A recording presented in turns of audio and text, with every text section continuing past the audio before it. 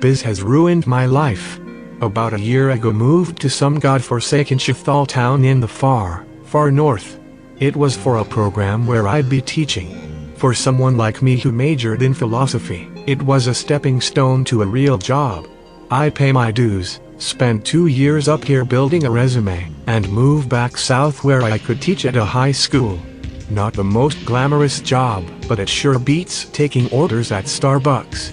When I first arrived, I could not have been happy. For the first time in my life I had a place of my own. Even if it was a flimsy trailer on the outskirts of town, it was still mine. All I had was a suitcase, a small bust of Socrates, and my faithful pet dog Bandit. But as you can imagine, there isn't much of a social life out here.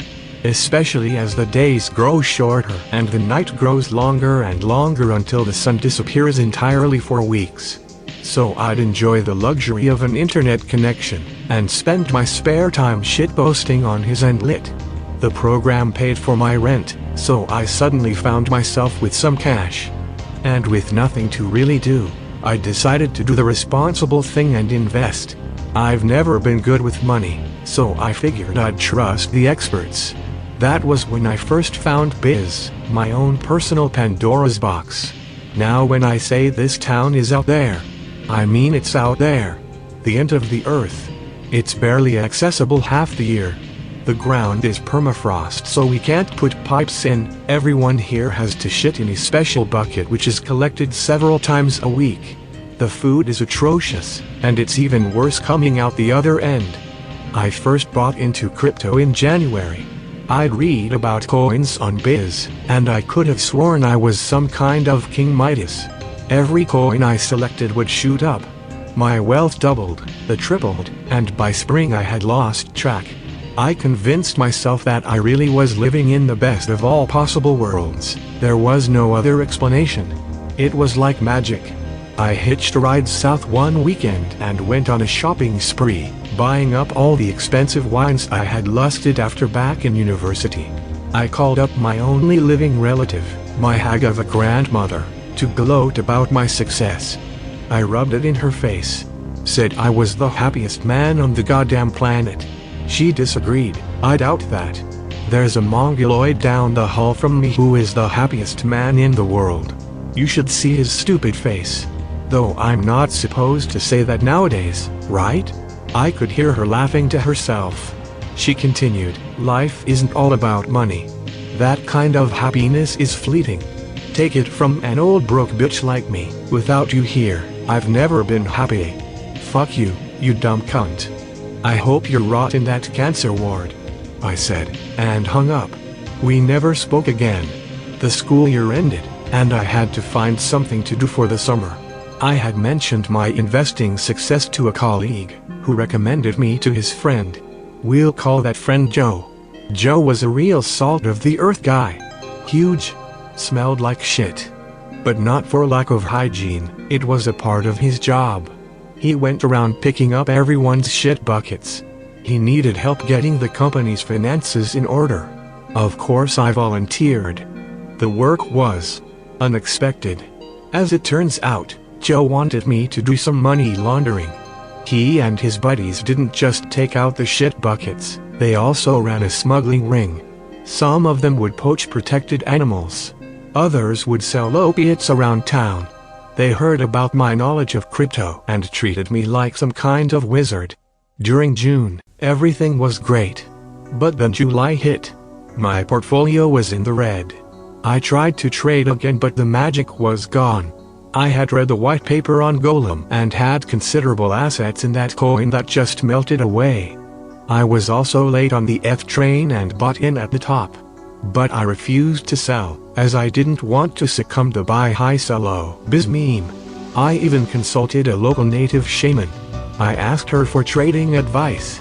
She took some coins out of my pocket and told me that if I challenged them, they would lose all value. Real mystical mumbo jumbo. But I thought, she must be referring to fiat money. The dollar will fall, but only if I challenge it. I thought to myself, fate rewards the daring. Crypto would always beat fiat in the end. those bold enough to see that would win big. I started chain smoking and taking caffeine pills, staying up all night trading. There was a period at the beginning of August where I didn't sleep for a week straight. But I fucked up biz. Like Icarus, I flew too close to the sun. One day, at work, I fell asleep at my desk. My dog Bandit must have wandered off, because when I awoke, he was dead. One of the guys had accidentally ran him over. I was devastated. I started to drink like I'd never drank before. I'd go through the thousands of dollars of expensive wines, binge drinking and trading and browsing biz. In mid-August I had an idea. I would invest my company's money. They had a lot of money. More than I could make in my lifetime if I kept teaching. Neo had been hitting new highs, and I thought it was a safe investment. I went all in. Around that time I passed out at work after a particularly bad bender. I was also bleeding out my nose after snorting too many caffeine pills. I woke up in a hospital in a city far to the south. I was fine, but I'd been out for a few days. By the time my hospital stay was over, and I made it back north, it had been just shy of a week. When I got back and checked my crypto portfolio, I vomited. It has plummeted. I came to my senses and convinced myself it was a temporary fluctuation. I spent my time resting and letting the market sort itself out. Time in the market was better than timing the market, I told myself. Another week or two passed and I just couldn't take it. The siren song of crypto was calling. By September, I panic sold all of the Neo. I had lost an unimaginable amount of money. I put it all into Bitcoin. But I had not hit rock bottom yet. A week ago, Joe demanded to see the finances. I didn't see any other option. The guy is much stronger than me, so I showed him. He and his buddies proceeded to tie me to a chair and beat the shit out of me. I lost several teeth and broke my nose in a way where it will always be crooked. I don't have insurance to fix either of these deformities. They also dumped several of the shit buckets on me and held my head in a trough of sewage until I'd almost drowned. Joe made me give up my teaching job and start working full-time. He doesn't trust me with the finances, so I have to drive around the truck and empty the shit buckets. I asked him how long it would take for me to pay off my debt. His answer, forever. So here I am, stuck in this freezing hell, forever. I can't get the smell of shit off me. And this isn't nice grassy cow shit. This is the product of a diet of beef jerky, canned seafood, and booze. It's in my hair, under my fingernails.